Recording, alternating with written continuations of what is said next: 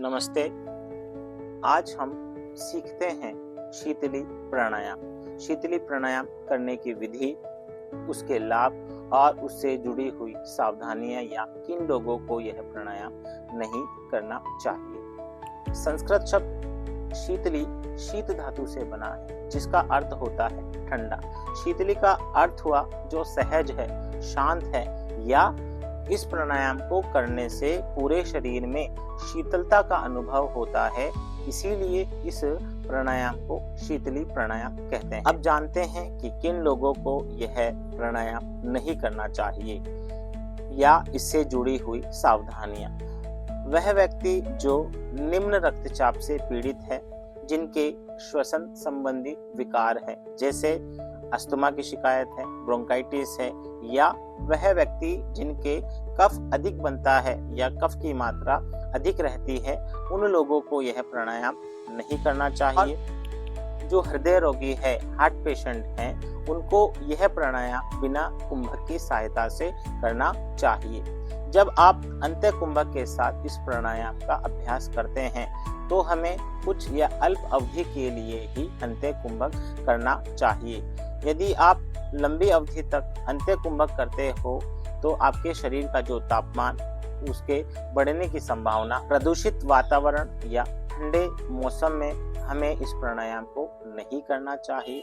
यदि बाहर का तापमान 4 डिग्री सेंटीग्रेड से या 15 या 20 रहता है सर्दी के मौसम में, तब हमें इस प्राणायाम को अवॉइड करना चाहिए। यदि आप इस प्राणायाम को इस ऋतु में इस सेंटीग्रेड में करते हैं तो शरीर में सर्दी खांसी की संभावना रहती है या शरीर में कफ की मात्रा भी है। अब जानते हैं इसकी विधि या इसे करने का तरीका।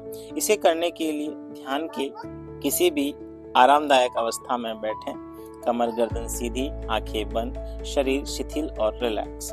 दोनों हाथ घुटनों पर रखें और चिन्ह मुद्रा धारण करें। अब अपनी जिह्वा को बाहर निकालें, दोनों किनारों को मोड़ें और नली या पाइप के समान बना लें। अब इस नली या पाइप के द्वारा लंबी गहरी श्वास अंदर की ओर खींचें। श्वास लेने के बाद अपनी जिह्वा को अंदर लें और मुख को बंद कर लें तथा कुछ क्षण के लिए कुंभक करें। कुंभक करने के लिए अपनी चिन्ह को अपने कंठकूप से लगाएं या चिन्ह को कॉलर बोन से लगाएं।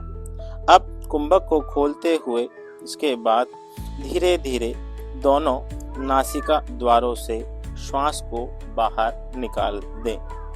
यह एक आवृत्ति हुई। प्रारंभिक दिनों में 9 से 12 बार करें। सामान्य स्वास्थ्य के लिए आप 15 आवृत्तियां कर सकते हैं, परंतु धीरे धीरे करके इसकी आवृत्तियां आप 60 तक लेके जा सकते हैं।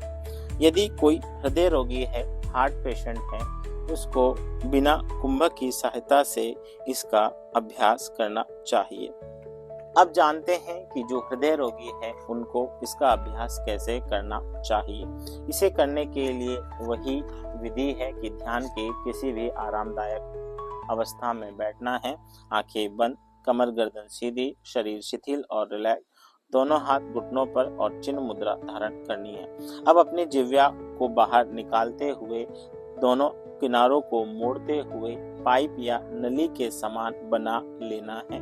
अब नली या पाइप के द्वारा लंबी गहरी श्वास अंदर की ओर लेनी है और इसके बाद हमें कुंभक नहीं करते हुए श्वास को दोनों नासा छिद्रों से बाहर निकाल देना है।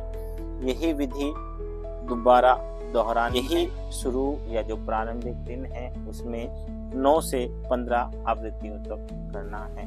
अब जानते हैं कि इस प्राणायाम के क्या लाभ हैं। इस प्राणायाम को करने से पूरे शरीर में शीतलता का अनुभव होता है।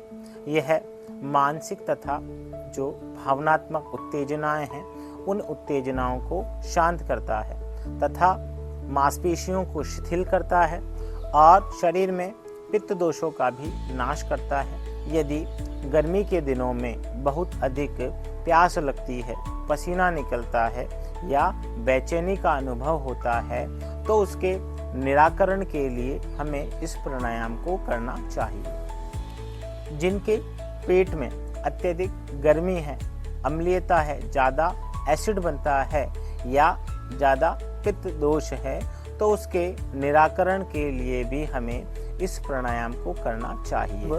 अकारण किन्हीं ग्रंथियों की वृद्धि हो जाती है या सूजन आ जाती है, जैसे प्लीहा, स्प्लीन के विकार हैं, ज्वर है, पित्त के दोष हैं, तो उनको दूर करने में भी यह प्राणायाम मदद करता है। यह प्राणायाम मन को शांत करता है, हमारा जो नाड़ी संस्थान है उसको रिलैक्स करता है, चिड़चिड़ापन, गुस्सा इत्यादि को भी शांत करने में मदद करता है यह प्राणायाम।